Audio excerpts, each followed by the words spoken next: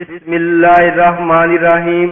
السلام علیکم پیارے دوستو، نبی کریم صلی اللہ علیہ وآلہ وسلم نے فرمایا، اے میرے صحابہ، 3 کام تم کر لیا کرو، تمہارے گھروں میں خیر و برکت کی میں ضمانت دیتا ہوں۔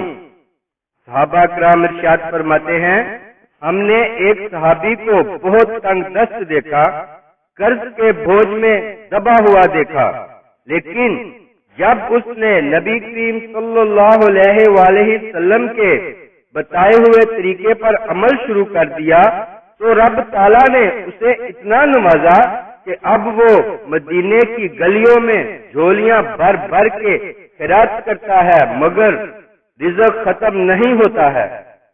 ہو سکتا ہے آپ حضرات کو بھی اس کی ضرورت ہو۔ آپ سوچ بھی رہے ہوں گے کہ یہ کوئی مشکل طریقہ ہوگا کہ جس سے بندے کا معاشی مسئلہ حل ہو جاتا ہے، تو سنیے، یہ بہت ہی آسان عمل ہے۔ تو جانتے ہیں کہ یہ 3 کام کون سے ہیں؟ نبی کریم صلی اللہ علیہ وآلہ وسلم نے فرمایا کہ جب اپنے گھر میں داخل ہوا کرو تو گھر والوں کو سلام کر لیا کرو۔ دوسرا کام فرمایا، ایک مرتبہ مجھ پر بھی سلام بھیج دیا کرو، یعنی درود پاک پڑھ لیا کرو۔ اور تیسرا کام فرمایا، ایک مرتبہ سورہ اخلاص پڑھ لیا کرو۔ اب میں آپ کو بتا دیتا ہوں کہ یہ تینوں کام آپ نے کیسے کرنے ہیں۔ جب بھی اپنے گھر میں داخل ہوں تو اونچی آواز میں کہہ دیا کرے، السلام علیکم۔ چاہے کوئی سامنے ہو یا نہ ہو، آپ نے بلند آواز میں کہنا ہے، السلام علیکم۔ اگر گھر میں کوئی بھی نہ ہو تب بھی کہہ دینا، السلام علیکم۔ پھر آہستہ سے درود شریف پڑھ لینا، جو بھی آسان لگے۔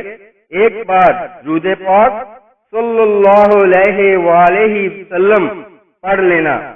اور تیسرا کام، بسم اللہ الرحمن الرحیم، قل هو اللہ احد اللہ الصمد لم یلد ولم یولد ولم یکن لہ کفوا احد۔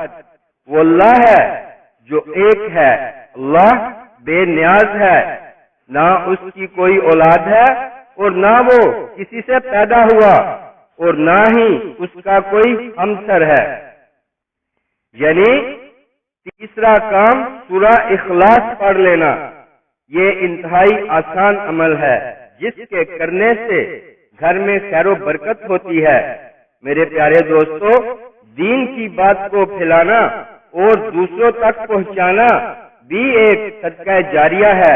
اس لیے دین کی جب کوئی بات آپ تک پہنچے تو اسے دوسروں تک بھی پہنچائیں تاکہ سب انسانوں کا بھلا ہو۔ سبحان اللہ۔ اسلامک ویڈیوز کے لیے سبسکرائب کریں اور ساتھ بیل کے بٹن کو بھی پریس کریں۔